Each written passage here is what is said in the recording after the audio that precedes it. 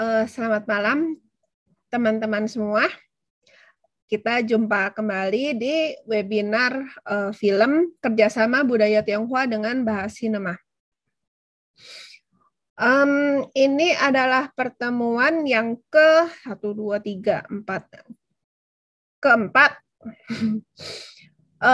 Pertemuan pertama itu berlangsung pada tanggal 5 Desember kemarin. Kita membicarakan humor hitam Stephen Chow. Mungkin ada yang nggak tahu, jadi aku kasih tahu sekarang. Kemudian hari Jumat tanggal 10 lalu kita nobar film Singkawang sekaligus mendiskusikan film Singkawang dengan Bapak Hirnan Chan. Kemudian minggu lalu kita membahas perempuan dan kehidupan urban dalam serial Remembrance of Ting Past, Wocai Taxiang Ting Hote, dibawakan oleh Ibu Gerifana, nama lainnya Eca. Nah, hari ini kita akan membicarakan Cek Toko Sebelah nih. Cek Toko Sebelah ini filmnya terkenal ya beberapa tahun lalu. Dia itu launchingnya tahun 2016, cukup ramai dan kayaknya banyak yang suka juga. Jadi hari ini mudah-mudahan yang penggemarnya nggak ketinggalan untuk ikut ngupas bersama dengan Bapak Krishna Harimurti. Oke, biar nggak kelamaan, saya panggilin aja moderatornya dengan Bapak Aryan Cangyanto beserta pembicara kita malam ini yaitu Bapak Krishna Harimurti. Waktu dan tempat saya serahkan. Selamat malam. Terima kasih pada Ibu Liatang. Selamat malam juga pada teman-teman semua yang ikut meramaikan acara ini, juga Pak Krishna Harimurti. Tapi kita tuh sebenarnya bisa sebut Openg ya dulu ya. Lagi sama-sama berjuang. Dulu berjuang dalam mencari apa makna hidup ya. Nah, sedikit intipan sebelum kita masuk ke materi ini yang menurut saya luar biasa pasti dan di luar pandangan umumnya tentang film Cek Toko Sebelah ini. Kalau umur rasanya kurang etis ya kita sebut umur berapa, karena itu rahasia pribadi beliau. Yang jelas dia baru lulus sekolah bisnis. Kebetulan juga dulu pernah berkali-kali bareng ikut kuliah sit-in di Fakultas Filsafat Universitas Katolik Parahyangan Bandung. Jadi sama-sama pernah berjuang mencari makna hidup di Fakultas Filsafat tersebut. Yang menarik itu selain belajar filsafat, bisnis, Mas Krishna ini dia juga pernah belajar cara menulis review film dan penulis skenario film di Bahasa Sinema. Beliau juga sekarang ini menjadi salah satu member aktif dan salah satu pengurus bahasinema.com yang markasnya di Bandung ya Mas ya? Iya. Nah, ini jadi istilahnya orang Sunda KB istilahnya. Itu jadi kita juga berterima kasih kepada Bahasa Sinema yang mau bekerja sama dengan kami ini semua. Waktu dan tempat kami persilakan Pak Krishna, silahkan monggo waktu untuk Anda. Ya. Oke, selamat malam. Kedengeran ya suaranya? Jelas. Jelas, oke. Terima kasih Pak Ardian, atau saya biasa manggilnya Om Chong dulu di kelas FF. Jadi sebenarnya saya bukan mahasiswa asli, saya mah suka nebeng aja gitu, seru aja di Fakultas Filsafat Budaya di Unpar gitu. Diajakin Om Chong, Eca gitu. Jadi sering ikutan diskusi aja, ngobrol-ngobrol gitu. Terus oh ya disclaimer dikit, ini teh aku saya lagi presentasinya di kafe gitu. Jadi lagi di Cirebon di tempat teman gitu. Jadi kalau nanti ngedrop ya dimaklumi aja, nanti saya join lagi gitu. Terus apalagi ya? Ya udah sih kita mulai aja ya. Aku akan coba share screen. Oke. Ini oke. Sebentar. Kelihatan ya? Jelas, Pak. Oke, aku mulai ya. Analisis cek toko sebelah untuk komunitas budaya Tionghoa. Saya sendiri yang membawakan tanggal 17 Desember 2021. Jadi pertama, cek toko sebelah ini merupakan karya dari sutradara dan penulis skenario film Ernest Prakasa yang rilis tanggal 28 Desember 2016. Jumlah penontonnya itu dia sampai sekitar 2,6 juta, dan dia tuh disebut yang Jedi gitu di antara para sutradara karena ini film kedua dia. Setelah pertama filmnya namanya Ngenes yang menceritakan lebih ke diri dia. Ini film kedua dan langsung nembus 2,6 juta gitu. Jadi kalau biasanya mungkin di komunitas film, kalau orang yang udah sutradara atau penggiat film, kreator film yang udah lebih 1 juta tuh udah wah gitu. Nah ini dia bisa nembus 2,6 juta. Terus genre filmnya drama keluarga, ada bagian komedinya juga. Nah tahun 2016 itu lagi anget-angetnya ini stand up comedy gitu. Jadi tahun 2011 stand up comedy itu mulai ramai gitu digalakan di Indonesia lewat dari Kompas, dari apa. Nah, ini tuh momen-momennya stand up comedy. Kebetulan Ernest Prakasa angkatan pertama stand up comedy gitu. Jadi dia membawa film ini, aktor-aktor yang terkenal ini yang di poster, tapi dia juga membawa tuh beberapa teman-temannya gitu. Jadi ikut ngangkat gitu. Produksinya dari Star Vision Plus. Nah, ini para tokoh utamanya. Ini pertama dari Ko Afuk. Ko Afuk tuh ayahnya dari Erwin dan Johan. Johan sang kakak, Erwin adiknya. Terus Natalie itu pacarnya si Erwin, Johan istri menikah sama Ayu gitu. Jadi ini Johan sama Ayu Chinese sama Jawa, pernikahan campur gitu. Terus Erwin sama Natalie itu konteksnya masih pacaran, satu suku sama-sama Tionghoa, tapi Erwin tuh jadi dia tuh berkarir di perusahaan gitulah, jadi dia karirnya bagus, dapat beasiswa di Sydney gitu latar belakangnya. Nah si Natalie itu ingin mendukung supaya si Erwin berhasil dalam kerja di perusahaan multinasional gitulah. Nah sedangkan kakaknya sendiri Johan, dia itu kerjanya fotografer tapi nggak tentu gitu, belum yang terkenal banget gitu. Jadi ayahnya tuh ada trust issue sama si Johan gitu, untuk percaya sama bisa nggak nih untuk lebih baik lagi semacam itu. Aku lanjutin ya. Jadi pembahasannya akan saya bagi beberapa bagian, yaitu pertama perspektif budaya dari film Cek Toko Sebelah, yang kedua unsur narasi film, mungkin ini lebih ke soalnya saya pernah ikutan kelas langsung si Ernest Prakasa belajar nulis skenario film, terus dia bahasnya Cek Toko Sebelah gitu, jadi mungkin menarik gitu. Yang ketiga, saya coba untuk mendalami lagi memperkaya si materi ini. Saya interview dosen saya yang punya situasi dia udah jadi dosen, udah jadi profesional, tapi dia harus nerusin toko ibunya gitu. Yang keempat, saya waktu itu baca sebuah buku judulnya Titik Nol, karya travel writer namanya Agustinus Wibowo. Dia membahas soal identitas, kayak konflik dalam dirinya gitu, soal keindonesiaan, dan kebetulan dia juga keturunan Tionghoa. Nanti kita coba baca bareng. Oke. Yang pertama perspektif budaya. Nah,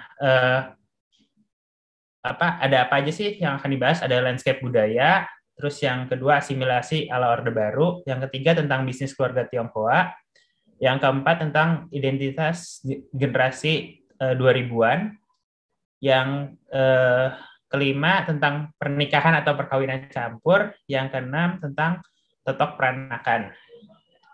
Oke, nah yang pertama landscape budaya.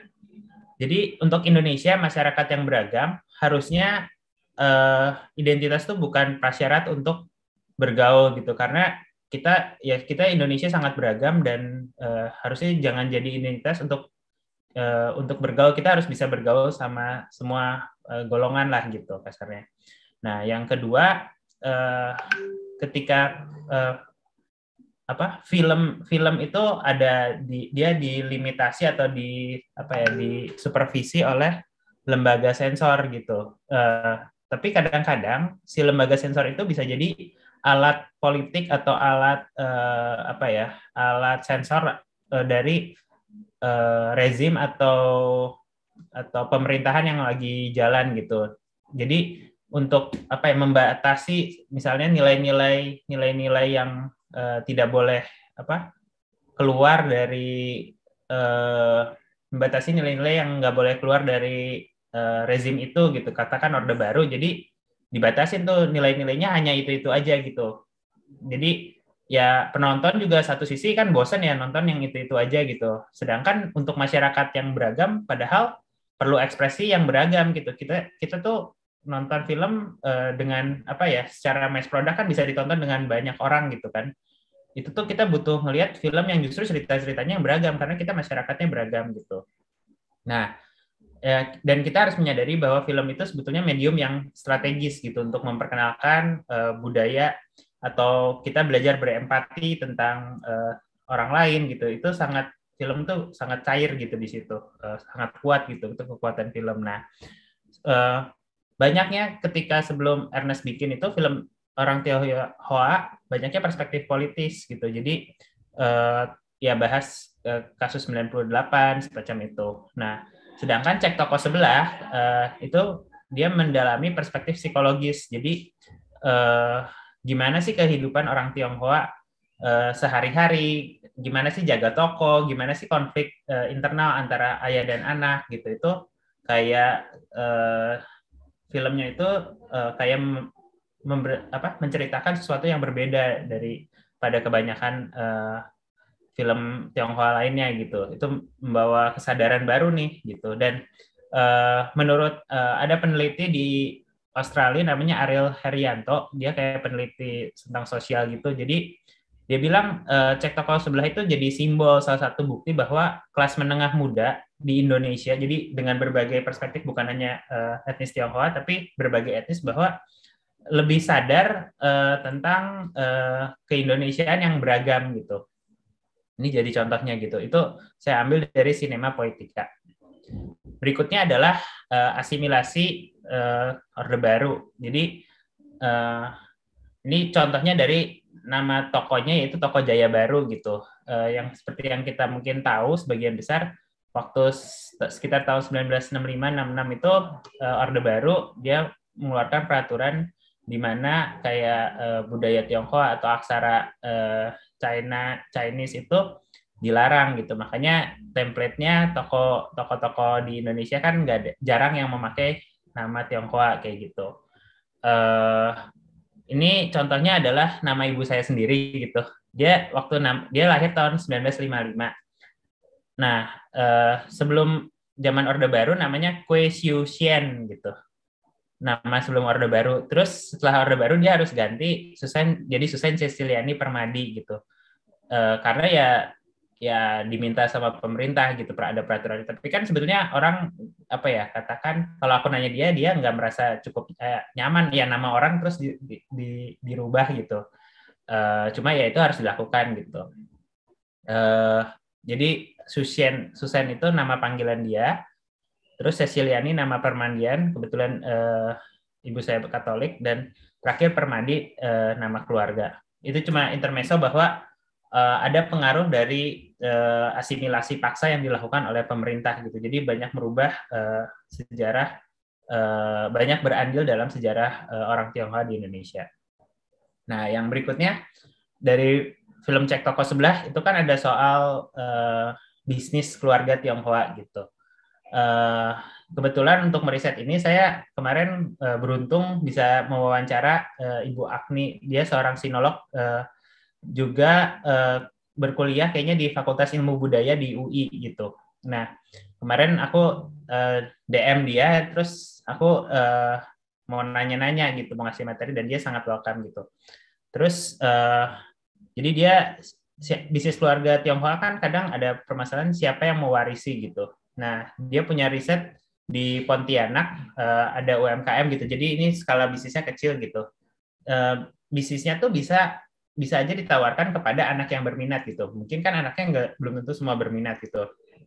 Atau bahkan kata dia, kalau misalnya nggak ada anak yang berminat, bisa juga ditawarin ke karyawan yang paling jago membatik. Jadi ada perusahaan UMKM di Pontianak yang membatik gitu. Nah, jadi sifatnya bisnis itu bisa sangat pragmatis, tergantung ya udah kalau nggak ada yang mau kita kasih ke orang lain lah. Itu yang skala UMKM gitu.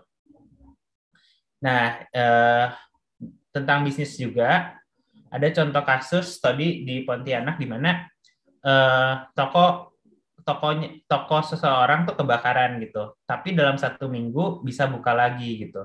Nah, kenapa bisa kayak gitu? Karena dia punya akses ke keuangan yang kuat. Jadi dia punya Hopeng atau teman-teman yang bisa ngebantu dia dengan sistem kepercayaan bahkan tanpa legal gitu. Jadi dia telepon kepercayaannya telepon temennya terus ini gue lagi kebakaran nih, bisa bantuin gue nggak? Ya udah, temennya akan pinjemin, dia akan bantu gitu. Itu stylenya tuh Confucian. Tapi itu juga berlaku bahwa kalau kita menghilangkan kepercayaan si temennya, ya udah temennya nggak percaya lagi gitu.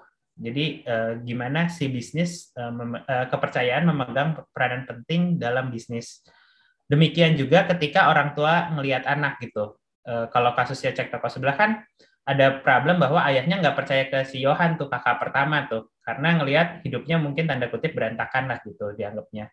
Kalau orang tua ngelihat anaknya mabuk-mabukan gitu, mungkin akan berpikir 2 kali untuk mewarisi si bisnisnya. Itu juga terjadi pada film-film kerajaan Tiongkok gitu, di mana sifatnya raja-raja tuh mereka berusaha mencari orang yang benar-benar bisa mewarisi si kerajaan gitu, dan bisa cari orang kepercayaan gitu, dan nggak monarki absolut gitu, harus si anaknya keturunan raja yang melanjutkan seperti itu. Terus yang berikutnya adalah mitos juga, di mana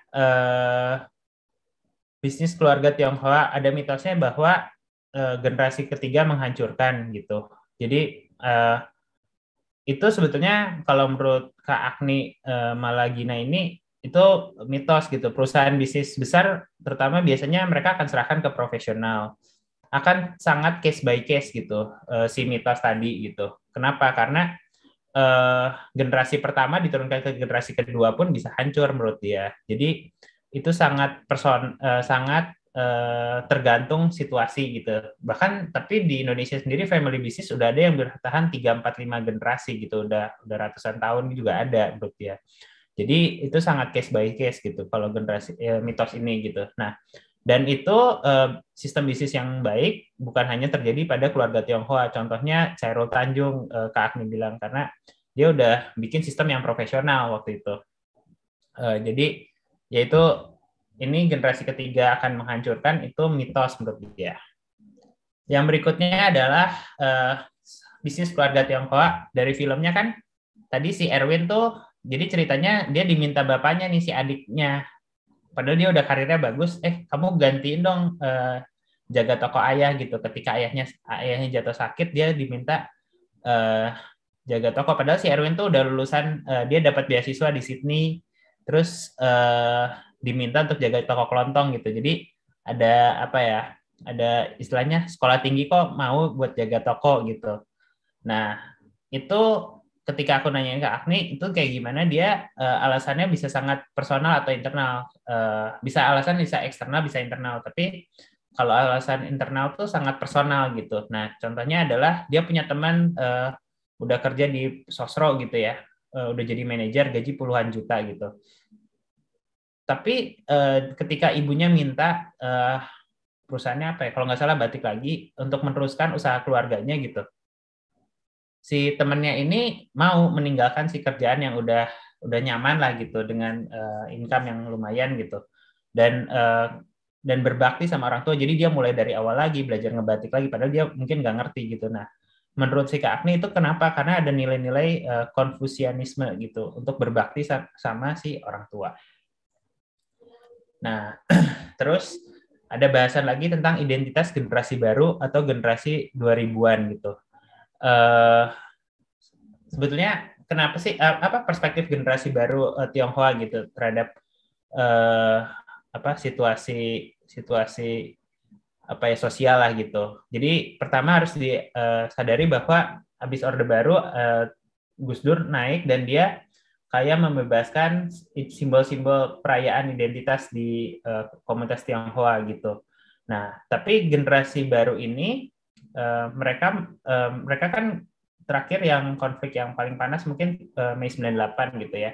Mereka tidak ngerasain langsung nih yang anak-anak 2000-an ke atas gitu. Nah, tapi trauma-trauma dari generasi pendahulu itu diteruskan secara turun-temurun gitu. Apalagi banyak kasus-kasus HAM gitulah di Indonesia, bukan cuma dari Tionghoa, tapi banyak yang belum beres kan gitu. Jadi ingatan itu, memori itu diturunkan sama generasi yang baru gitu. Jadi akhirnya apa yang terjadi ya lebih realistis, generasi yang baru tuh mereka sadar bahwa mereka minoritas, sifatnya akan lebih cari aman dan waspada.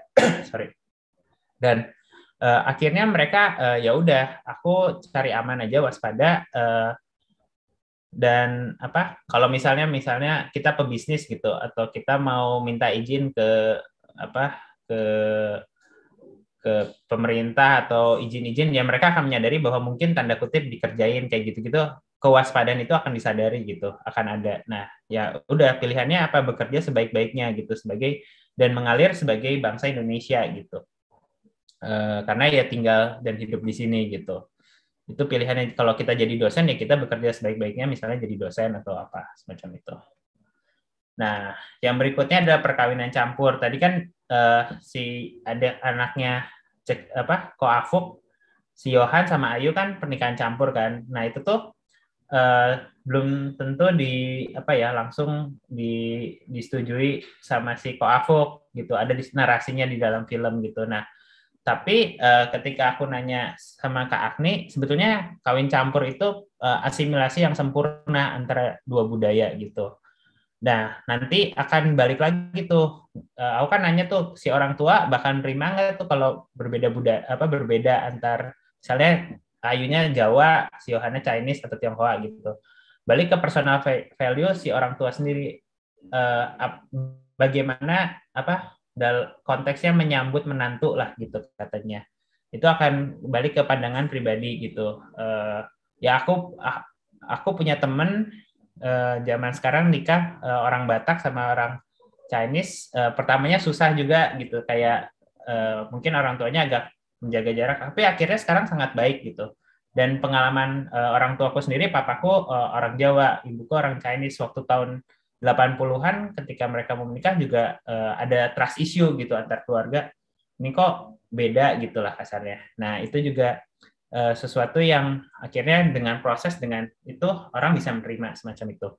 Nah, kawin campur sendiri juga dipengaruhi oleh diaspora Indonesia, bahwa tahun zaman dulu aku lupa persisnya berapa, pokoknya dari Tiongkok, dari Taiwan, orang-orang datang ke Indonesia gitu dengan berbagai alasan. Ada bisnis, ada intelektual, misalnya kalau intelektual Bisu Ising gitu, memberikan pencerahan semacam itu.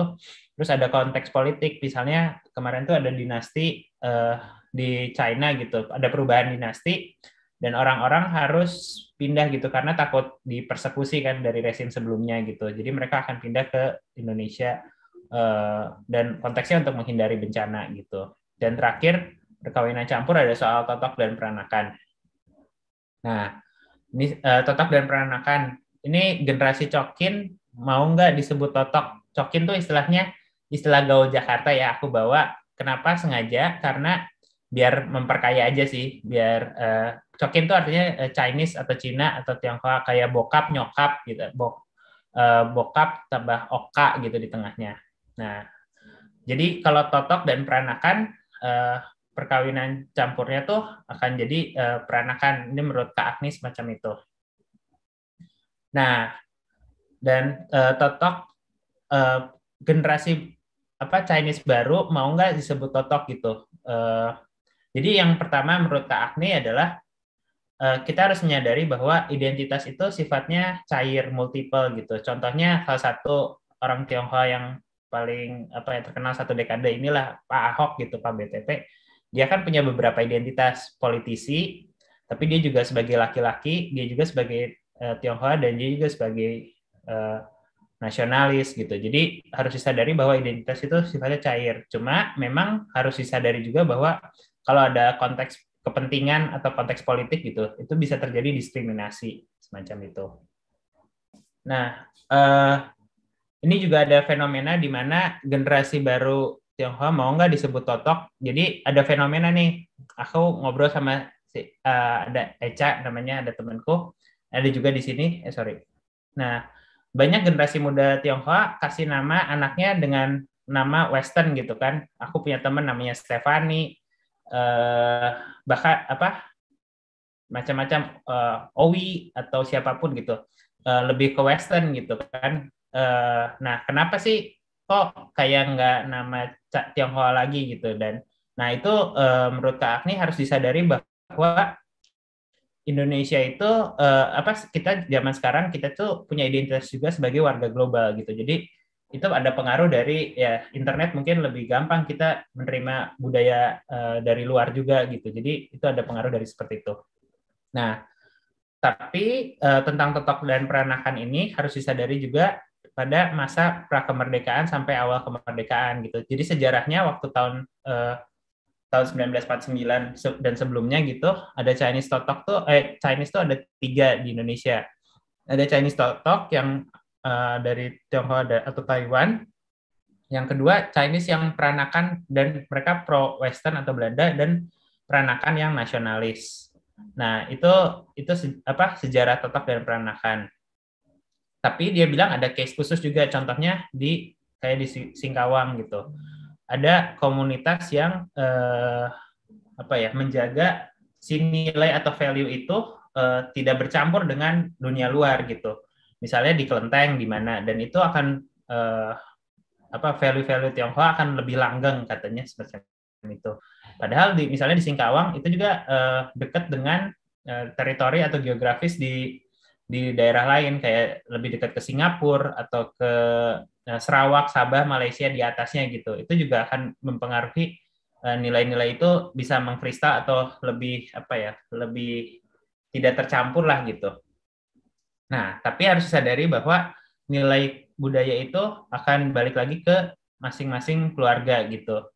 Dimana itu akan jadi sangat personal di keluarga inti. Kita mau mendefinisikan value keluarga kita tuh seperti apa, semacam itu. Nah, ini tentang totok dan peranakan juga ini menarik, bahwa ini contohnya dari Kak Agni, keluarga Tionghoa di Kupang di NTT. Jadi yang dibawa itu value agama gitu. Contohnya di Dili ada orang yang dulunya mungkin ke Kelenteng, dan tapi dia karena di NTT itu menjadi Katolik gitu, karena di sana budaya yang kuat, budaya Katolik gitu.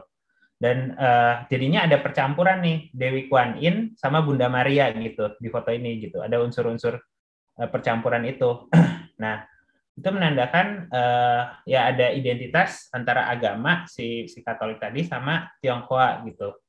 Nah, itu juga nanti misalnya ada contoh lagi, dia bilang yang keluarga yang Muslim gitu. Misalnya keluarga Muslim dengan identitas Tionghoa akan ya udah, aku akan punya identitas itu. Misalnya nanti katakan asal tidak melanggar akidahku, ya aku tetap bisa ngumpul nih kalau Imlekan sama keluarga, sama teman-teman gitu. Aku nggak murtad lah, sering seperti itu.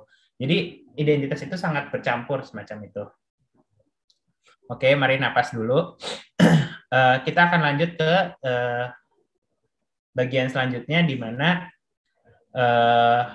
saya akan bahas tentang dari segi narasi atau penceritaan. Nah, ini asal muasal ceritanya aku screenshot dari IG-nya Ernest Prakasa sendiri, yang dia cerita tentang film adegan di film Cek Toko Sebelah gitu. Jadi ini adalah momen ketika ibunya harus tutup toko gitu dan mengucapkan selamat tinggal, dan dia udah bikin filmnya duluan gitu. Ini baru tahun 2000-an gitu. Dia udah pada pakai masker kan, udah ada COVID gitu. Nah, dia bilang ya ini waktunya si toko Jaya Baru ini ya berhenti gitu, karena ada online, dan toko kelontong old school tuh susah bersaing lah gitu. Zaman berubah dan hidup harus bergerak terus gitu. Dan ya jadi yang aku tangkap adalah pengalaman dia membuat film ini tuh berdasarkan dari keresahan dan pengalaman pribadi gitu. Oke, terus dari unsur narasinya, ini aku bikinnya dari ad sequence. Jadi ketika nulis film ada salah satu teknik cerita film, ada salah satu tekniknya ad sequence yang itu dibikin yang bukan dibikin sih, ya itu pokoknya ada teknik ad sequence itu. Nah, waktu aku sempat ikutan kelasnya skenario film, Ernest itu dia sering bahas si ini bahwa penceritaannya dari situ, dan aku rasa ini kayaknya bagus gitu untuk diceritakan di sini. Nah, pertama yang kita harus punya si premis gitu. Kenapa si tokoh utama dia tuh punya keinginan, punya si karakter punya tujuan, tapi harus ada halangannya gitu. Nah, karakternya itu si Ko Afuk, yang pemilik toko yang sang ayah ingin mewariskan Won kepada Erwin, anak bungsu. Tapi problemnya halangannya Erwinnya sendiri nggak pengen gitu. Dia ingin melanjutkan karir di internasional di perusahaan kayak gitu. Nah, ini ada proses penceritaan ad sequence 8 babak gitu.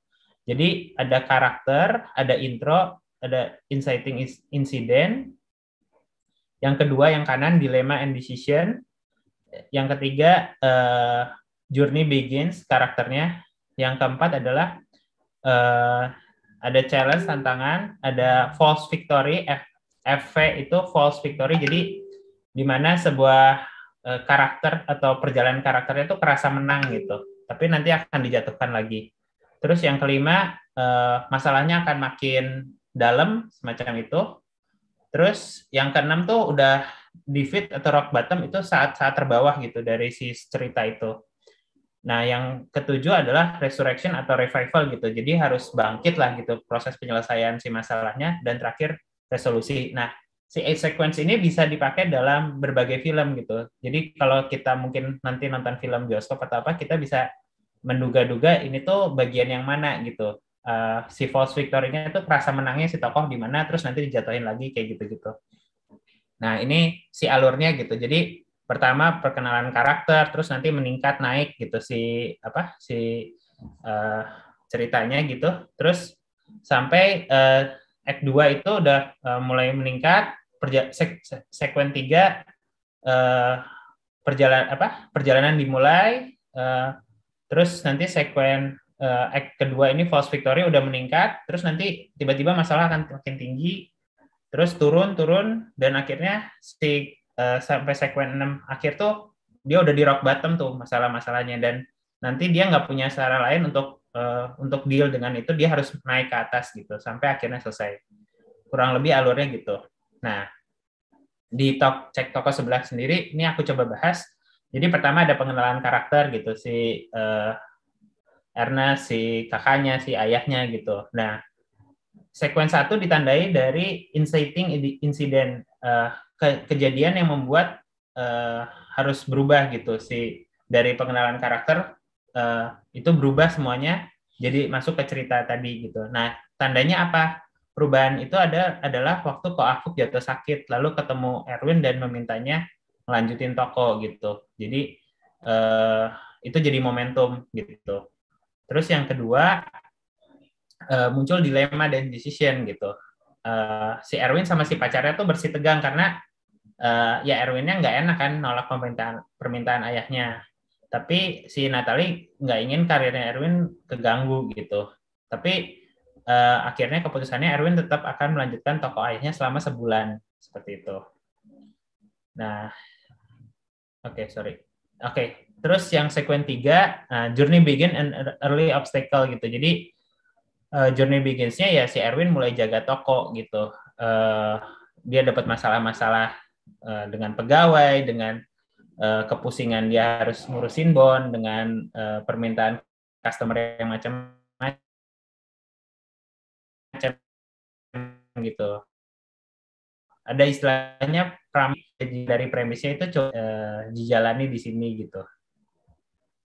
Nah, sequence 4-nya adalah false victory gitu. Jadi dalam cerita si filmnya ada lomba antar toko kelontong gitu. Lomba sabun, nyusun kotak sabun gitu antar toko kelontong gitu, dan dari kepintarannya Erwin gitu, dia cari di internet gitu, dapat inspirasi yang bagus dan akhirnya memenangkan gitu. Nah, euforia ini tuh false victory, kemenangan toko kelontong Ko Afuk dalam lomba kotak sabun gitu. Jadi grafiknya naik kayak gitu. Nah, sekuen 5 bigger problem.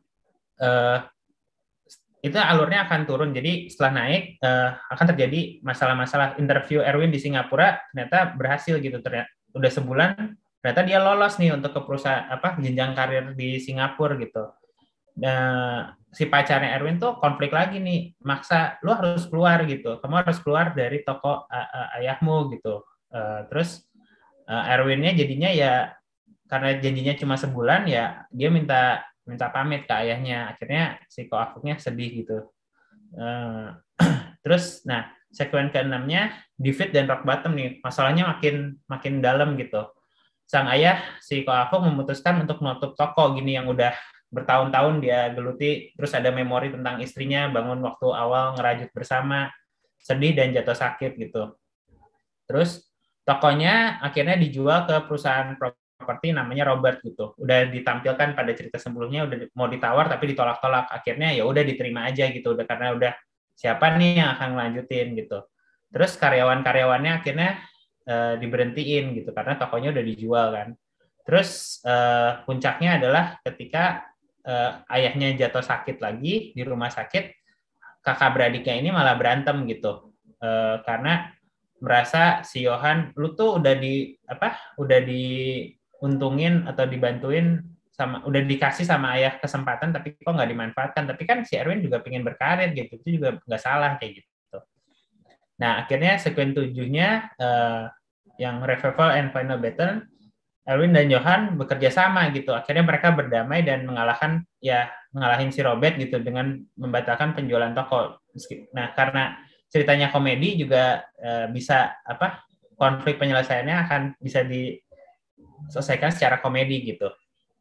Nah, sekuen 8 atau conclusion-nya Johan dan Ayu istrinya yang mau melanjutkan keberadaan toko si Ko Afuk gitu. Dengan si Johannya bikin studio foto, Ayunya sendiri dia jualan nastar atau kue gitu. Nah, yang kedua si Erwin sendiri jadi dapat melanjutkan karirnya gitu. Ya udah ke Singapura gitu. Nah, terus ada lagi yang menarik adalah Ko Afuk dan Johan berdamai di depan makam ibunya. Jadi mereka ada konflik, akhirnya mereka bisa berdamai gitu konflik keluarganya. Nah, premisnya kan si Ko Afuk tuh sebetulnya pingin Erwin yang terusin. Si Ko Afuk tuh tidak mendapatkan apa yang dia inginkan, tapi mendapatkan apa yang dia butuhkan, berdamai dengan si Johan dan akhirnya Johan yang meneruskan gitu. Jadi ketika nulis karakter adalah akan lebih menarik bahwa kadang-kadang yang karakter utamanya inginkan tapi tidak terjadi, tapi dia dapat apa yang lebih dia butuhkan seperti itu. Nah ini ada perspektif lain, udah selesai dari cerita bahwa ada male gaze itu atau tatapan mata pria gitu di dalam menjadi mata kamera gitu. Nah itu dipakai di beberapa adegan gitu untuk memantik. Nah itu ada pro kontra gitu di ini bahwa kayak film-film komedi sebelumnya mungkin Dono Kasino Indro gitu, Warkop gitu, itu memakai kayak gini style-style semacam ini. Tapi ini juga dikritisi bahwa ini lebih ke eksploitasi tubuh perempuan semacam itu. Karena jadi mata kamera kayak ngikutin mata laki-laki semacam itu. Nah, ini selanjutnya, jadi untuk memperangat saya sempat interview dosen saya gitu yang dia sekarang cuti dan mengurus bisnis keluarganya. Pertama adalah ibunya jadi lulusan SMP terus berdagang toko kelontong gitu. Kata Bu Lili, apa sih banyak pilihan untuk orang Tionghoa pada zaman dulu gitu. Jadi bikin toko kelontong dan berhasil gitu. Tapi dia juga ngelihat bahwa semua anaknya berkarir dan hidupnya baik gitu. Jadi sang ibu juga nggak maksa untuk harus diwariskan kepada siapapun karena dia merasa aku ngelihat anak-anakku juga bisa hidupnya baik gitu, nggak harus kerja sekeras dirinya gitu. Nah akhirnya real story-nya sebetulnya udah ibunya udah umur 70-an, Bu Lilinya udah umur 40-an, sempat mau dijual dan dia pensiun gitu. Tapi ketika waktu itu tuh jadi Bu Lili ini dia berkarir di Surabaya jadi dosenku, si toko ibunya tuh di Cilacap gitu. Nah, tapi sempat pergi ke Surabaya nggak betah gitu. Mungkin karena terbiasa sibuk terus harus diem jadi di rumah anaknya gitu. Dia nggak betah, akhirnya memilih untuk ya udah dagang aja sampai mati lah katanya gitu. Dan itu terjadi kemarin, kebetulan almarhum ibunya kena COVID gitu dan meninggal. Tapi yang Bu Lili bilang bahwa itu yang dia inginkan gitu. Maksudnya dia akan berusaha sampai akhir gitu. Nah sekarang karena ibunya nggak ada, si Bu Lilinya harus dia cuti dari kedosenannya, dari profesinya sebagai dosen, dan meneruskan toko keluarganya dan nemenin ayahnya sih sebetulnya gitu. Tapi aku nanya nih, dia kan awal semester ini, terus aku kemarin interview akhir Desember, Bu bakal balik lagi ke bakal balik lagi jaga toko atau berkarir lagi nanti, kan karena Bu Lili juga udah kayak dekan gitu, udah lumayan tinggi. Enggak, kayaknya bakal memilih jaga toko gitu. Jadi si Bu Lilinya juga ternyata dia cukup menikmati gitu, karena sistemnya mungkin udah jalan, terus sayang juga udah bisnisnya udah jalan, dan ada rasa tanggung jawab sama pegawainya semacam itu. Nah ini terakhir bagian terakhir tentang dari Agustinus Wibowo, Tionghoa dan Identitas Indonesia. Ini seorang travel writer yang dia itu banyak berkelana ke daerah-daerah Asia Tengah. Jadi Afghanistan tahun 2000-an, terus sebelum terjadi konflik gitu. Jadi dia sempat masih ngelihat dulu patung Buddha yang sebelum dibom sama Taliban waktu tahun 2000-an, kan ada patung Buddha besar itu yang dibom. Terus dia sempat travel gitu. Jadi waktu Afghanistan masih aman, terus dia sempat ke Kirgistan, Asia Tengah gitu. Nah, dia nulis beberapa buku. Nah, cuma buku, jadi dia kalau nggak salah udah nulis 4 atau 5 buku gitu. Nah, buku ketiga ini yang menurutku menarik gitu. Aku udah baca tiga bukunya, tapi yang ketiga ini, yang titik nol ini yang paling menarik.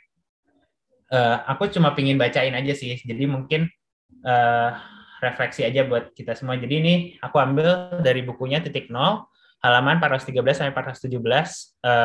Konteksnya adalah sebelumnya dia tuh melihat di Pakistan terjadi kerusuhan dan kebakaran, terus ada orang terbantai dan semacamnya. Ini aku coba baca ya. Ini bukan perjalanan yang selalu mudah, bukan pula di negara yang nyaman. Aku melihat kehancuran di sana-sini, ketidakadilan, krisis identitas. Ada air mata, ada jenazah, ada banjir darah. Tapi entah mengapa perasaanku dengan Pakistan justru begini dalam.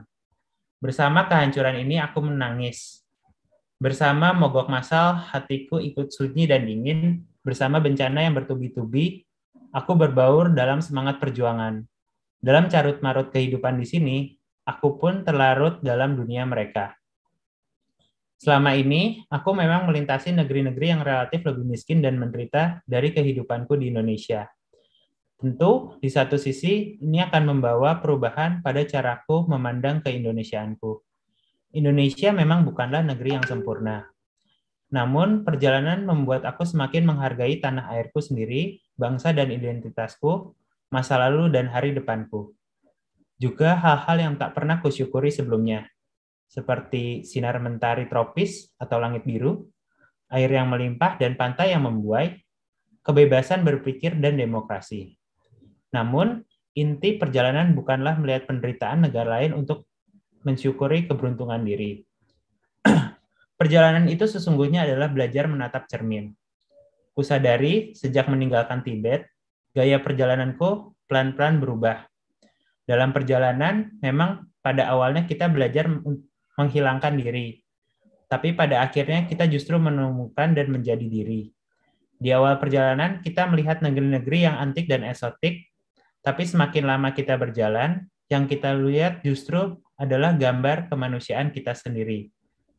Di awal perjalanan, kisah akan berpusat pada aku dan selalu aku. Namun perlahan-lahan si aku akan meredup, berganti dengan mereka. Aku telah memakai syawar gamis seperti mereka, berbahasa Urdu seperti mereka, ikut tertawa dengan humor-humor mereka. Sampai pada akhirnya, aku adalah mereka, dan mereka adalah aku. Kisah tentang mereka juga adalah kisah tentang diriku. Di hadapanku yang terpampang memang adalah Pakistan, tetapi yang kulihat di mana-mana adalah Indonesiaku. 95, 96, 97, 98. Tahun-tahun berlalu dalam ketakutan. Betapa mudah kemarahan meledak, kerusuhan tersulut. Provokator, kambing hitam, setan gundul selalu disebut-sebut.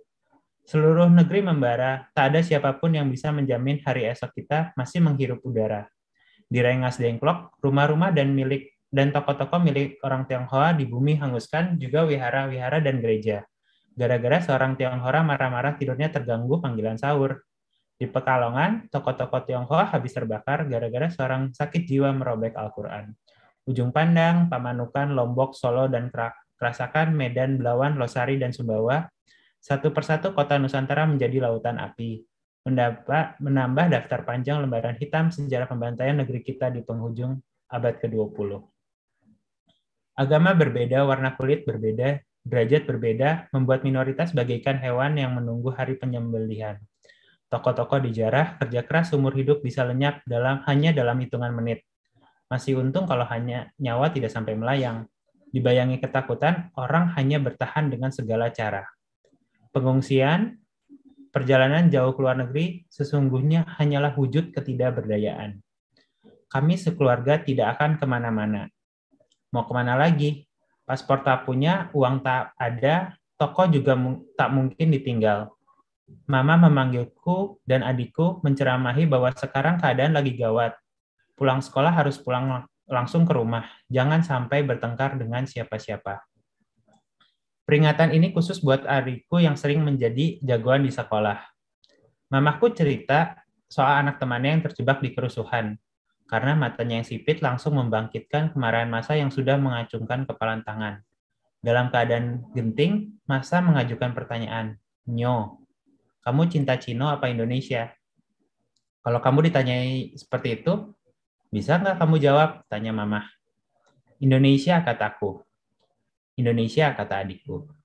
Kami tahu itu jawaban cari selamat. Mama bilang, si anak temannya ini pintar, bukan pengecut. Dia jawab, ya gimana lagi, mbah-mbahku memang dari Cina. Tapi aku makan berasnya Indonesia, minum airnya Indonesia, menghirup udaranya Indonesia, hidup mati cuma di Indonesia. Dan selamat? Iya, selamat. Memang sudah ada garis batas yang begitu tebal antara kami dan mereka.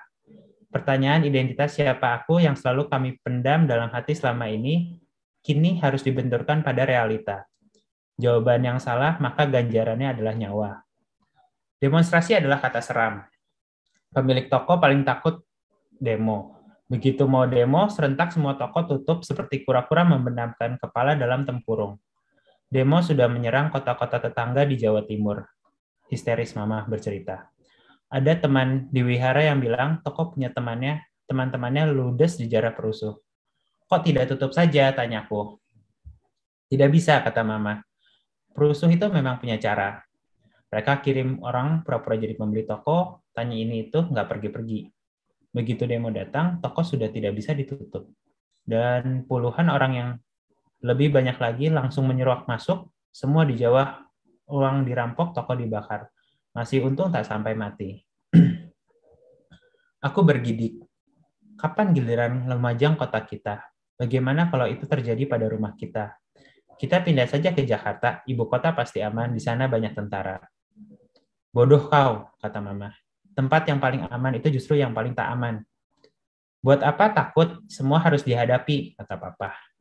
Kita memang tak akan lari kemana-mana, kita tetap akan di sini, di kota kita sendiri.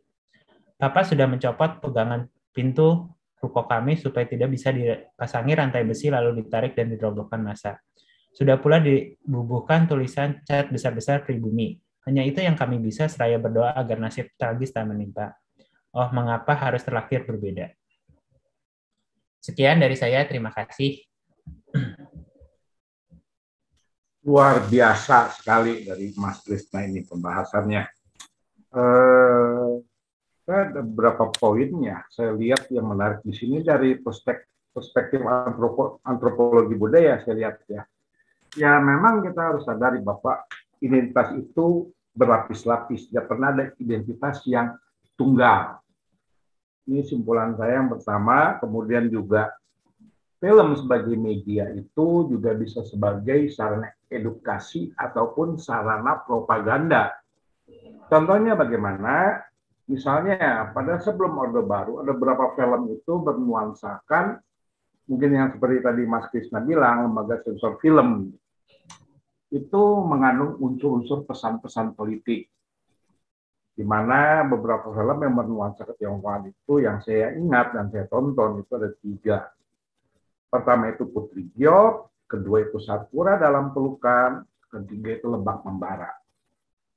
3 film itu memang menarik, menunjukkan bagaimana tentang Tionghoa itu sendiri, di mana waktu itu program asimilasi yang berkembang dan ditekankan terus-menerus oleh negara. Kemudian pada pasca Orde Baru, banyak perubahan-perubahan filmnya sendiri.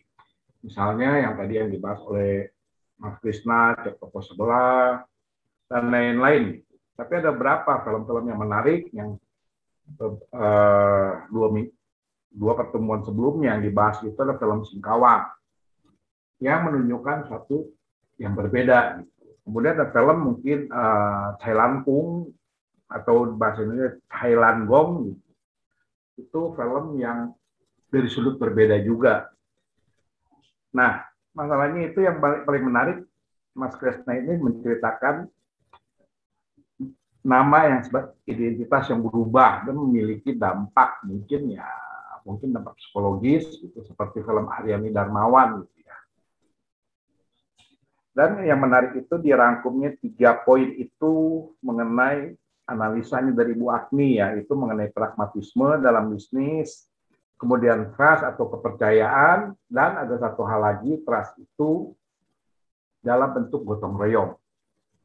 Kemudian 3 itu meritokrasi. Nah, 3 hal ini yang menjadi landasan perubahan Tiongkok yang amat besar sekarang ini. Kalau kita lihat memang ada hubungannya. Jadi kayaknya mereka Deng Xiaoping melihat membangun negara itu bagaikan dagang ya, Mas Kris ya. Ini beda etnis, beda agama, segala macam tetes bengek yang berperan membuat konflik semakin membesar. Tapi sisi lain itu mungkin yang perlu dikupas itu lebih mendalam itu dalam film lainnya adalah sebenarnya pernikahan antar etnis itu terkait dengan pernikahan antar agama enggak? Itu juga kita perlu kaji sih. Tapi sekali lagi terima kasih Mas Krisna atas kajian yang luar biasa pada hari ini, dan ada pertanyaan dari teman. Perlu istirahat dulu, ngopi dulu, Mas, atau dilanjut?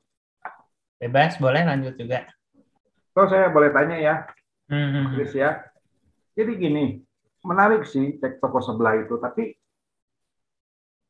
saya lihat ada satu permasalahan, mungkin menurut saya, atau mungkin orang lain berbeda ya. Kenapa banyak film-film yang bernuansakan ketionghoaan Indonesia itu rata-rata ada kawin campurnya sih? Apakah suatu kewajiban gitu orang Tionghoa Indonesia kawin campur karena mungkin propaganda Orde Baru atau karena memang mereka cinta? Itu yang pertama. Kedua, kawin campurnya itu mereka itu sebenarnya satu agama nggak sih? Beda loh dengan kawin campur pada abad ke-17, ke-18 ya. Itu beda ya. Karena seingat saya waktu abad ke-18 terutama, orang Tionghoa itu di Batavia terutama lebih banyak kawin campur dengan orang Bali dulu. Baru dengan suku lain, karena mereka merasa memiliki kedekatan budaya. Dalam hal ini kedekatan kepercayaannya juga. Gitu. Apakah kawin campur yang sering dicerita di film-film itu lebih ke arah satu agama gitu, seperti yang tadi Ayu dengan Johan ya kalau nggak salah ya. Gitu. Apakah karena satu agama jadi kita sebut kawin campur atau beda? Terima kasih. Oke, jadi aku repeat. Tadi yang pertama, kenapa orang menikahnya gitu kan? Kawin campur apa propaganda, apa beneran saling cinta gitu ya? Terus yang kedua, kalau dari yang di Bali contohnya orang Tionghoa karena ada persamaan budaya gitu ya? Oh enggak, maksud saya awal peranakan, awal yang disebut kaum peranakan itu kan sering kan mereka buat satu identitas itu seperti ongkam mengenai peranakan dan totok ya. Peranakan itu seolah tidak lagi menggunakan tradisi leluhurnya. Bahwa peranakan di Cina Benteng ataupun Tangerang itu enggak seperti apa yang dibayangkan orang. Peranakan yang pertama seingat saya ya kalau nggak salah ya, abad ke-18, ke-17, ke-18, terutama abad ke-18 itu Kampung Bali. Orang Bali dengan orang Tionghoa di Batavia, mereka kawin campur yang pertama. Jadi bukan dengan etnis lain, tapi dengan suku Bali dulu. Karena ada kedekatan budayanya itu, terutama kepercayaannya. Itu sih. Terima kasih. Ada 2 pertanyaan, aku coba langsung jawab ya. Kalau yang pertama propaganda atau apa dibahas, jujurnya aku nggak tahu sih. Tapi kalau alasannya ada perkawinan campur karena saling cinta, aku bisa jawab ada, karena orang tua aku begitu gitu, orang Jawa sama Chinese, dan itu nggak mudah buat itu. Akhirnya mereka mengambil identitas yang Katolik, yang agama tadi, berusaha menarik identitas budaya masing-masing gitu. Jadi berjarak tapi mereka membentuk identitas baru gitu. Itu sih. Ya, maksudnya pindah agama dua-duanya jadi Katolik? Enggak. Sama-sama Katolik dari awal. Sebelumnya sama-sama Katolik kan. Jadi kedekatan. Jadi maaf ya saya potong. Jadi pertama itu kan permasalahan etnis. Permasalahan etnis itu bisa dilenyapkan dengan persamaan agama kan? Betul, mencari persamaan.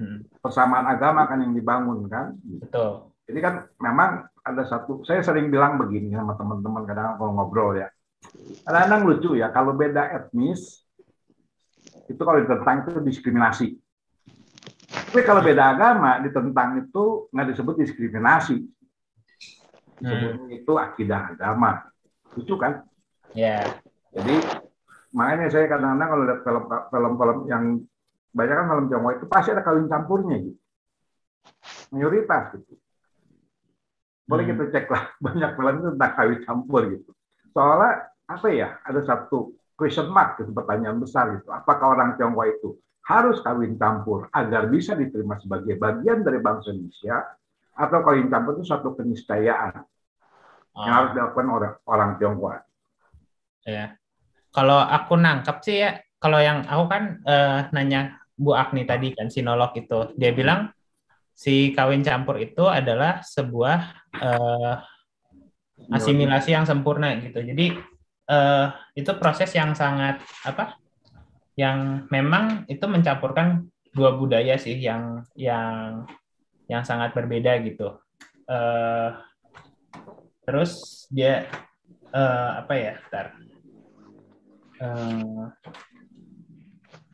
kalau ditanya kalau dalam film harus kawin campur orang Tionghoa untuk bisa diterima, kayaknya enggak deh. Banyak sebetulnya, kalau ini pendapat saya pribadi ya, mungkin salah. Cuma kayaknya banyak ruang-ruang kita bisa hidup berbarengan sebagai bangsa gitu. Aku sempat ikutan namanya komunitas Bhinneka. Jadi waktu tahun 2017 sama beberapa pendidik tuh, karena ada peristiwa Jakarta lah, pilkada gitu, itu eksesnya kan banyak ya diskriminasi, dengar teriakan-teriakan gitu. Nah, waktu itu tuh salah satu pendidik namanya Bu Weilin. Bu Weilin seorang Tionghoa juga. Dia itu pengajar Pancasila di Indonesia Mengajar yang dulu diinisiasi oleh Anies Baswedan tahun 2012. Nah, jadi mengirim orang-orang yang lulusan terbaik kuliahan dikirim-kirim ke pulau-pulau terluar gitu. Nah, dia pengajar Pancasila. Nah, ketika tahun 2017 bulan Mei itu dia sempat ngajak ponakannya untuk main ke makam Mbah Priok gitu. Ponakannya bukan Muslim, takut ketika itu. Kenapa? Karena dengerin ekses di media, di TV gitu, bahwa ya soal ya kafir macam itulah gitu. Nah, apalagi dia pakai celana pendek gitu. Nah, ketika itu diajak turun kan si ponakannya dari mobil gitu, nggak mau, takut, ada ketakutan. Tapi akhirnya pelan-pelan diajakin. Dan ketika si anaknya udah masuk ke makam Mbak Priok, terus diterima oleh ibu-ibu berjilbab dengan baik gitu. Itu jadi ketakutan itu sirna gitu. Nah, untuk itu waktu itu Bu Welin menginisiasi sama anak-anak komunitas di Bandung dari berbagai agama gitu. Yuk dikumpulin nih anak-anak yang masih kecil, terus beragam, mereka dikumpulin untuk ngelakuin namanya wisata rumah ibadat gitu. Jadi dikumpulin satu hari dengan kelompok yang berbeda-beda gitu. Terus kita kayak ngelakuin kunjungan ke berbagai rumah ibadat, ada Katolik, ada gereja Kristen, ada masjid, ada wihara, ada pura. Puranya tuh yang di Bandung tuh di markas tentara tuh, karena udah jarang banget pura di Bandung gitu. Tapi kita lakuin satu bis gitu, dan akhirnya apa poinnya bahwa anak-anak kecil itu bisa belajar, oh kita tuh nggak apa-apa berbeda-beda gitu. Nah, kalau yang aku tangkap adalah poinnya gimana supaya bisa berbaur adalah tidak berjarak banget gitu. Jadi justru malah kita dengan kita kenal mereka akan saling oh ya emang kita beda gitu, tapi kita juga bisa hidup bareng gitu. Dan kalau aku ngelihat di Bandung gitu, karena aku asal dari Bandung, itu bisa terjadi sih. Jadi waktu itu aku dari sebuah perbincangan gitu, namanya ya ada waktu itu aku kayak lagi pergi bareng sama koperasi gitu ya, ada koperasi gitulah, lagi kunjungan kemana aku lupa. Cuma intinya adalah ada satu cewek, dia itu Sunda, terus ada Rius itu Chinese, terus ada Batak gitu, dan mereka bisa sangat santai gitu membahas tentang identitas yang berbeda gitu. Ini konteksnya orang yang lebih dewasa gitu. Dan itu di Bandung bisa terjadi gitu, karena mungkin ya hubungan dengan dekat semacam itu. Nah, kalau ditanya tadi perkawinan campur apakah harus menjadi jalan untuk bisa diterima di masyarakat yang berbeda-beda ini, menurutku sih enggak gitu. Banyak cara untuk bisa diterima gitu. Asal kitanya mau saling memahami, kita tidak menutup diri dan saling mengenal gitu sih. Ya, terima kasih Mas Bisma. Ini ada pertanyaan dari Ibu Lia. Ini saya bacakan ya. Sehubungan dengan pertanyaan Pak Ardian, menurut saya seperti ada usaha mencampurkan Tionghoa dengan etnis lain. Apakah selama ini Tionghoa tidak berbaur atau ini film dibuat juga dengan tujuan menepis adanya anggapan bahwa Tionghoa tidak mau berbaur? Pertanyaan berikutnya, di sini Tionghoanya adalah Tionghoa Kristen. Dalam lingkup film yang mengungkap Tionghoa di zaman sekarang setelah tahun 2000-an, apakah ada film Tionghoa yang mengungkapkan Tionghoa dengan agama rakyatnya dan menonjolkan sisi tradisi Tionghoa? Oke. Aku coba jawab yang pertama dulu ya. Mencampurkan Tionghoa dengan etnis lain. Apakah selama ini Tionghoa tidak berbaur atau di film ini dibuat dengan ada tujuan menepis adanya anggapan bahwa Tionghoa tidak mau berbaur? Kalau menurutku, konteksnya film ini, si Cak Toko Sebelah, ini tuh kenapa dia ada perkawinan campur. Jadi sutradaranya sendiri, Ernest Prakasa, dia itu menikah dengan namanya Meira Anastasia. Itu orang Sunda, gitu. Kalau nggak salah Meiranya sendiri, aku kenal sih. Dulu namanya Mega. Aku kenal pernah naik angkot bareng gitu, karena dia teman kakakku gitu. Terus Meganya sendiri kalau nggak salah seorang Katolik gitu. Terus dia kenal sama Ernestnya yang seorang Chinese Kristen gitu. Itu juga Katolik sama Kristen juga udah beda kan gitu. Cuma kalau aku nangkap sih kenapa ada di film ini, karena itu refleksi dari, mungkin ya, ini aku juga nggak tahu. Cuma mungkin itu pengalaman pribadinya si Ernest aja gitu. Dia menikah dengan campuran. Aku nggak tahu itu ada unsur-unsur lainnya. Karena yang mungkin bisa ditangkap juga, kalau dalam film kan ada satu fenomena, kita bisa menafsirkan macam-macam kan. Misalnya contohnya dari pertanyaan ini gitu. Kalau aku sih nangkapnya, karena mungkin sutradaranya sendiri punya pengalaman, dia menikah dengan orang yang berbeda budaya gitu, makanya dia masukin dalam cerita itu, sesimpel itu. Cuma kita yang nonton bisa interpretasinya macam-macam sih. Kalau aku ngelihatnya dari situ. Terus pertanyaan berikutnya, Tionghoa Kristen dalam lingkup film yang mengungkapkan Tionghoa di zaman sekarang, apakah ada film Tionghoa yang mengungkapkan Tionghoa dengan agama rakyatnya atau menonjolkan sisi tradisi Tionghoa? Jujurnya aku nggak tahu, belum tahu. Mungkin teman-teman yang lain ada yang lebih tahu. Kalau ada, aku silahkan ngobrol sih. Kalau nah itu tuh ada Eca, film Paiku Paiku Sidi Saleh bisa jadi contoh film Paikau. lokal. Paikau, sorry. Yang berpusat pernikahan antar Tionghoa. Sama ada sih film yang tadi yang saya sebut Jaya Langkung. Ya Jaya Langkung, bukannya Jaya Langkung siapa? Saya lupa judul apa? Dulu kan ada film Jaya Langkung di Indonesia ya.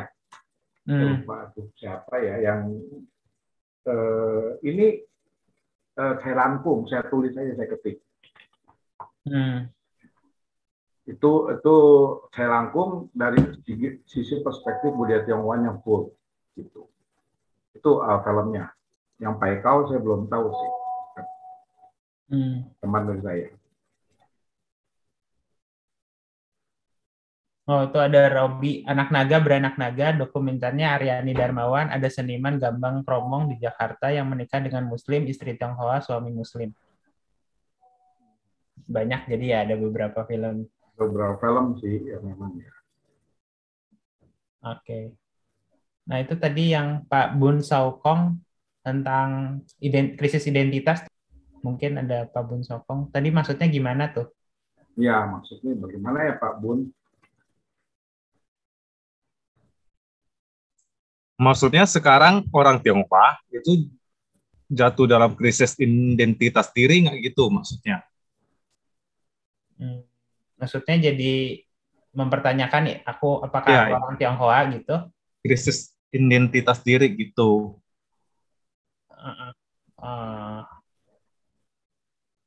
Kalau aku melihat ya ini jawaban sudonku ya, aku nggak tahu juga, cuma kayaknya identitas itu kan tadi cair sifatnya ya.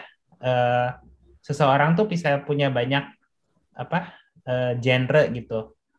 Jadi misalnya aku Krisna, aku mahasiswa bisnis misalnya, terus aku laki-laki, aku ada darah Tionghoa, tapi aku juga nasionalis gitu. Nah, gimana kita melihat si identitas tadi yang cair gitu. Jadi sifatnya tuh nggak saklek gitu, nggak ajak gitu. Misalnya seseorang bisa sangat punya pengalaman yang sangat bermacam-macam gitu. Misalnya aku juga tapi warga dunia gitu. Aku pernah kerja di Australia working holiday visa misalnya.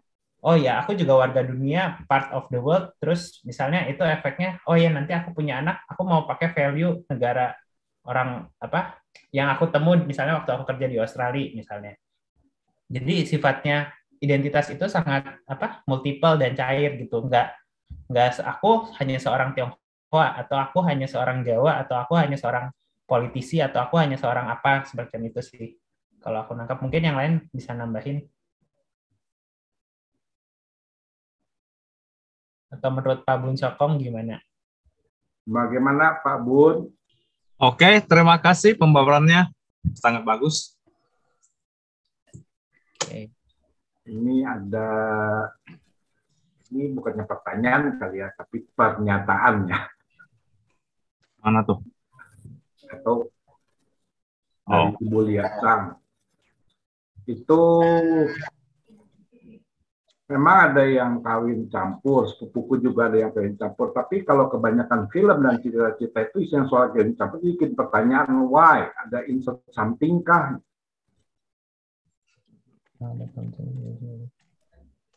Itu bikin pertanyaan why, ada insert something kah? Oh, mungkin isu perkawinan campur ini bisa dikomparasi dengan kulit hitam di AS. Gimana tuh Bu Eca? Nah ini dari Pak Hendri ya. Menurut saya sih adanya kawin campur mungkin salah satunya agar lebih menjual karena target pasar adalah di Indonesia di mana ada Tionghoa dan non Tionghoa. Bagaimana nih Pak? Pendapat dari Pak Hendri ya.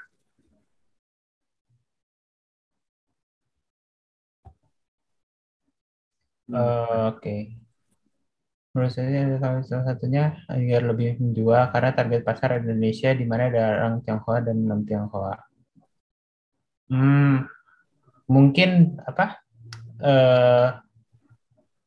ya mungkin bisa jadi juga gitu. Tapi kalau aku nangkap sih beberapa memang itu kan terjadi juga gitu di Indonesia gitu, yang perkawinan antara orang non Tionghoa dan Tionghoa gitu. Jadi cuma sebagai refleksi si fenomena yang terjadi sih, kalau aku melihatnya seperti itu. Cuma mungkin ketika itu bisa menggambarkan fenomena yang terjadi di masyarakat, film itu kan akan lebih realis gitu, lebih sesuai realita gitu sih. Mungkin jadinya lebih menarik. Oh, mungkin Bu Eca mau cerita itu maksudnya yang apa? Dia Lian dan aku. The Self dan Lian tuh maksudnya gimana ya? Silakan Bu Eca.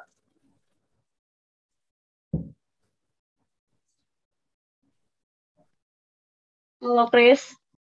Halo.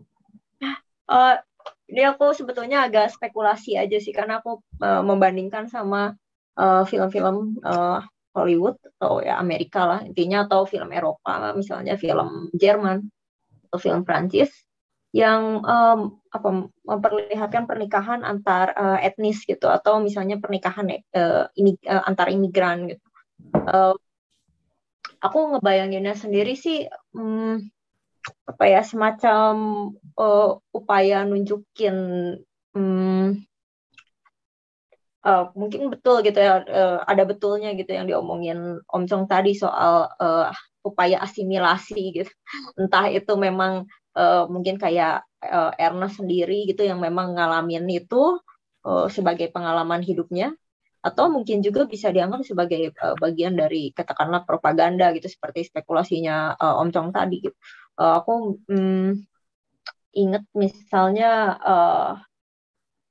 film, mungkin ada yang pernah nonton film Green Book.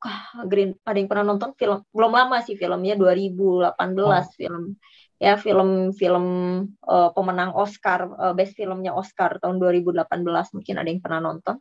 Filmnya tayang di bioskop Indonesia, di CGV, CGV.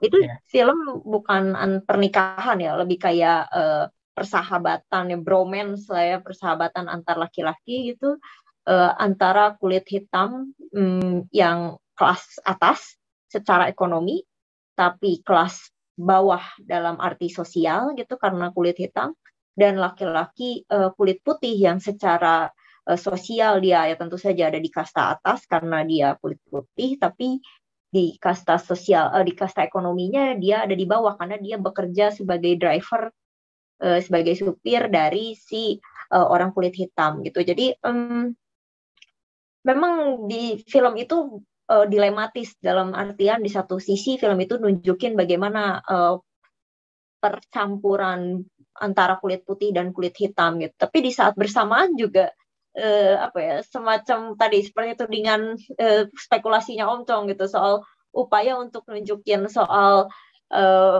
bagaimana sih the self atau yang lebih utama itu, utama dalam tanda kutip, orang kulit putih yang mau menikah dengan orang yang dianggap the other atau lian itu, atau mau bersahabat dengan orang yang lian itu gitu. Makanya mungkin ada betulnya juga gitu spekulasi Om Chong soal pernikahan campur ini mungkin di satu sisi adalah upaya untuk ini ya, upaya propaganda untuk nunjukin bahwa ada persatuan dan kesatuan.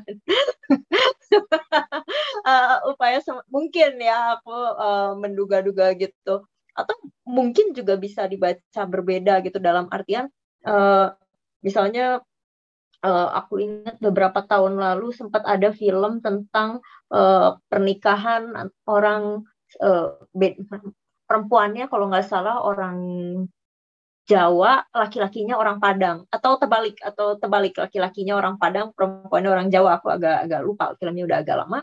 Film lokal, dan masing-masing mereka ya beda agama gitu. Jadi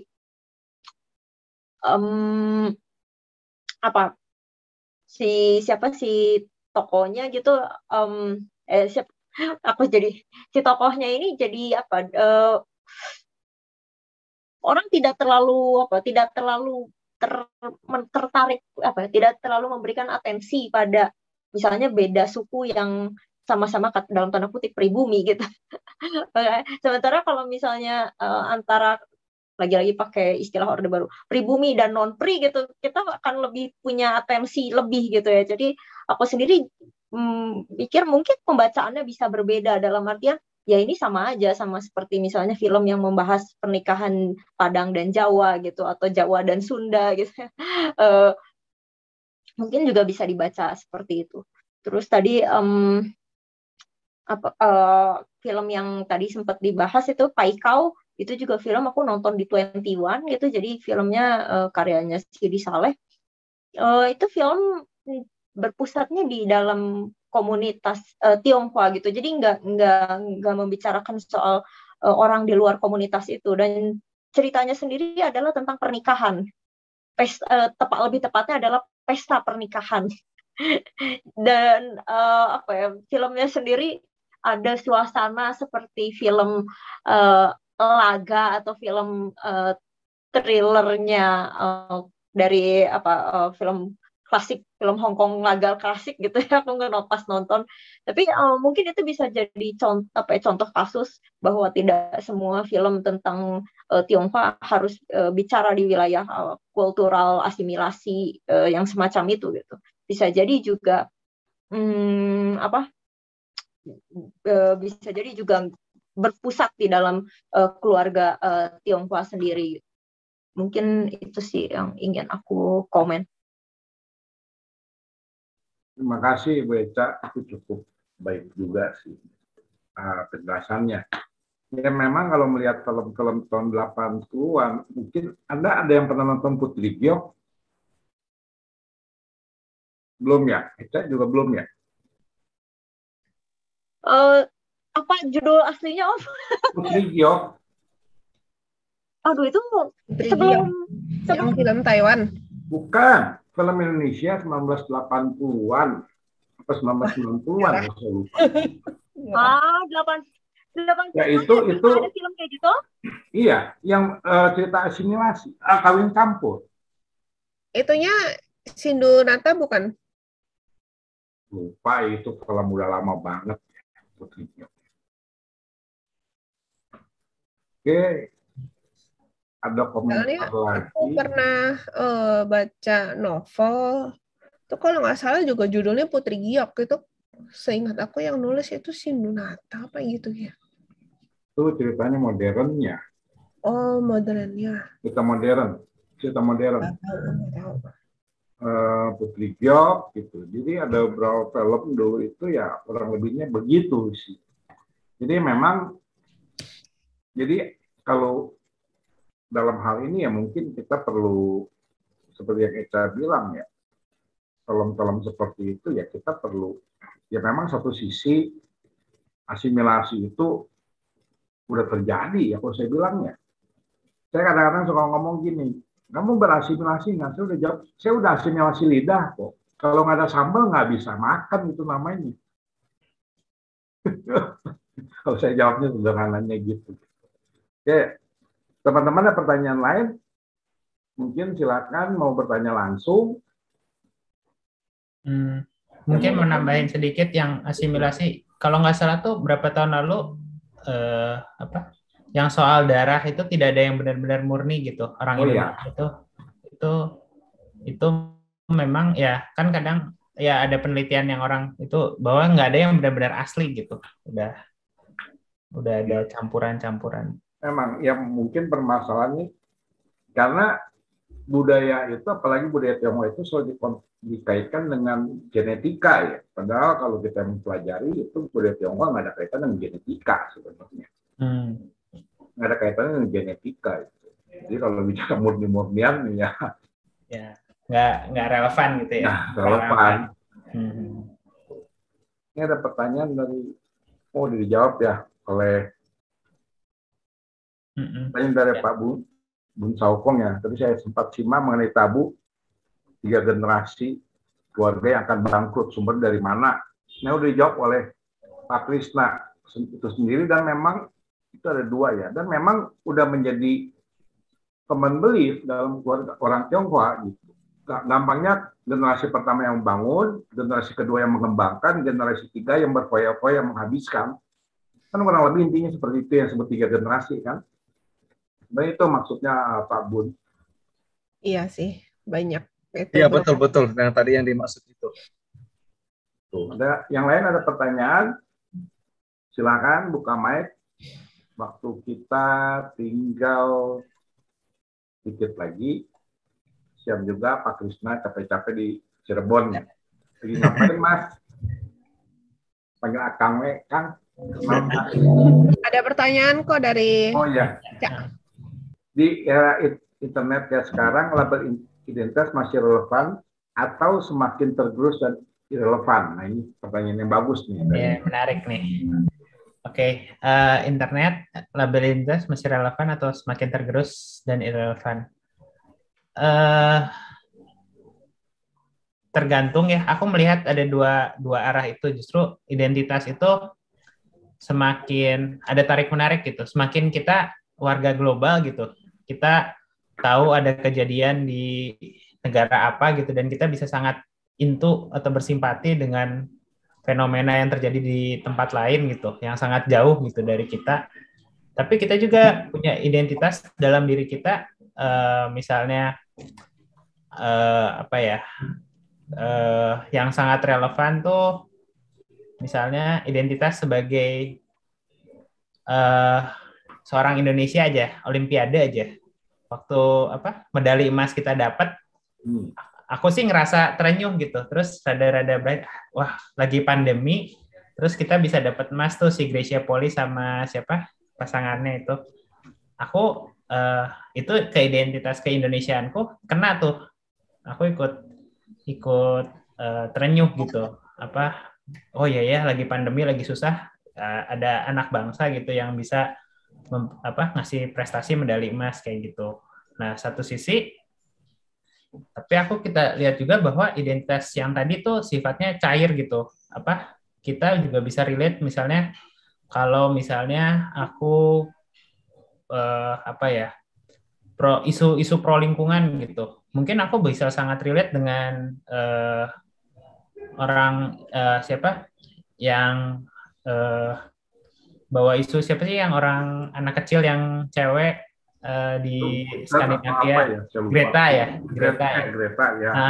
Nah itu aku identitasku ya aku beda gitu sama dia gitu. Tapi misalnya kalau aku sangat pro lingkungan nih sekarang, Paris Agreement atau semacamnya lah, atau tentang global warming gitu, aku bisa sangat relate gitu, padahal identitasnya berbeda.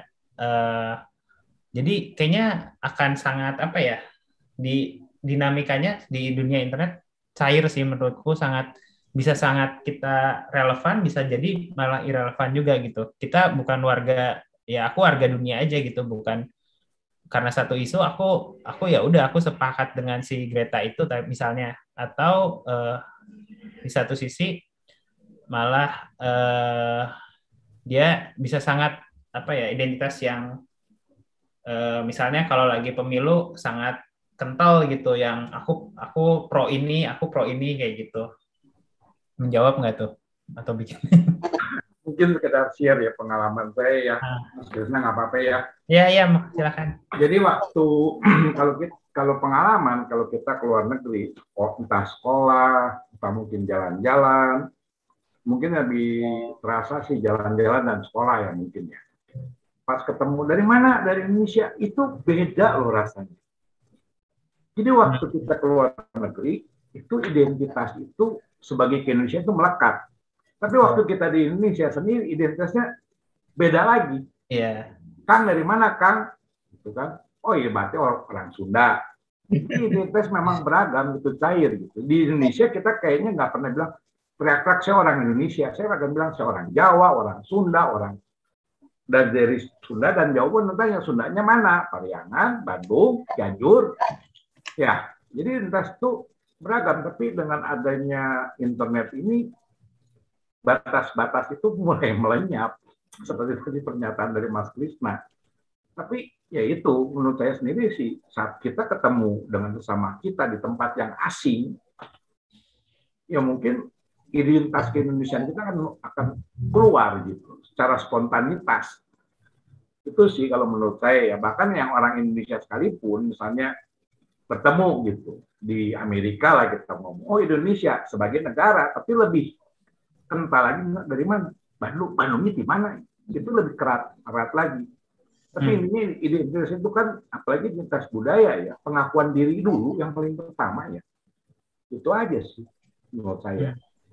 Oh ya, aku punya nambahin sedikit, punya cerita menarik. Jadi aku pernah kerja magang gitu di luar. Waktu itu aku kuliah masak di Malaysia.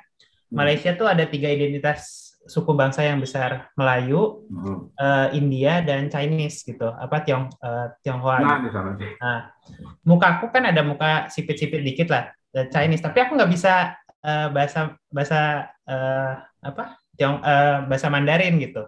Tapi aku diajak ngomong sama orang yang Tionghoa Malaysia bahasa Mandarin. Nama aku sendiri Krishna, nama India.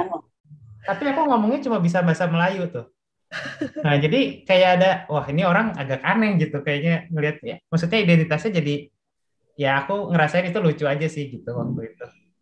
Tapi ketika aku di luar tuh, yang serunya adalah waktu itu 2010-an kan, tahun itu tuh Indonesia lagi lawan Malaysia, pertandingan sepak bola Piala AFF tuh finalnya tuh, kita kalah itu. Nah itu ketika aku masuk hotel kita kalah tuh diceng-cengin tuh, wah Indonesia kalah gitu waktu di hotel, sehotel itu kan Malaysia semua gitu kan. Nah identitas itu bermain di situ sih kalau aku ngelihat, ya aku tetap orang Indonesia gitu, sesimpel itu sih ketika di luar. Oke, terima kasih jawabannya Kak Kresna. Teman-teman masih ada pertanyaan lagi? Kalau mau silahkan buka mic aja, bertanya langsung. Oke, ini dari kita lagi dalam film Cek Toko Sebelah, hal yang juga menarik ada gambaran mengenai kapitalisme. Toko tergusur karena korporasi besar. Di Cek Toko Sebelah, Ernest tidak punya jalan keluar sampai harus mengobjektifikasi tubuh perempuan karakter Yian sebagai solusi dalam filmnya. Isu kultural bisa diselesaikan lebih mulus oleh Ernest, tapi tidak dengan kapitalisme. Waduh, ini berat ya. Berat. Ya. Memang berat ya. Kalau ketemu sama Eca itu pikiran kita dikuras ya. Kira-kira bagaimana? Oke, film di CTS ada yang menarik, gambaran tentang kapitalisme. Tokoh besar tergunjung oleh korporasi yang lebih besar. Nggak punya jalan keluar sampai akhirnya solusinya adalah si tubuh sekretaris jadi objek kan. Jadi solusi memang ya itu isu kultural bisa diselesaikan lebih mulus oleh Ernest, tapi tidak dengan kapitalisme. Ya, aku juga setuju sih kalau aku harus berpendapat. Itu memang kritikku untuk film ini, yaitu dia menyelesaikannya dengan something yang agak humor mungkin. Humor itu, makanya itu film humor, makanya itu bisa diterima lah tanda kutip gitu. Agak maksa sih sebetulnya, maksudnya si Pak Robert habis beli ya kali udah tanda tangan kontrak ayahnya, terus gara-gara diceng-cengin tidur bermain sama sekretarisnya terus jadi bubar gitu si kontraknya, kan aneh banget ya. Maksudnya zaman sekarang nggak rapi, nggak profesional banget gitu. Itu namanya blackmail. Ya kayak gitu. Ya mungkin terjadi tapi kayaknya jarang gitu. Ya itu aku setuju sih, penyelesaian konflik tuh kadang-kadang film kita masih belum semulus itu, agak plot twistnya agak aneh gitu. Itu sih, nggak tahu menurut yang lain gimana tuh. Ini namanya film ya, kalau saya bilang ini namanya juga cerita ya, bagaimana sutradara atau penulis naskah kan merancang penyelesaian masalahnya kan. Ya, mungkin dalam dunia nyata ada kali ya seperti itu, pemerasan terselubung kan. Meskipun mungkin jarang gitu ya, secara statistik mungkin sedikit gitu. Ya karena nggak mungkin dibuka mah. Kan, iya datanya ya. Disimpan kan, nggak mungkin diupload kan ke YouTube gitu. Mari disimpan mau nggak, kalau nggak ya diupload nih besok nih. Iya benar. Tuh. Oke, teman-teman, saya rasa ini pertanyaan terakhir karena kesian juga untuk Pak Krishna Harimurtinya ini.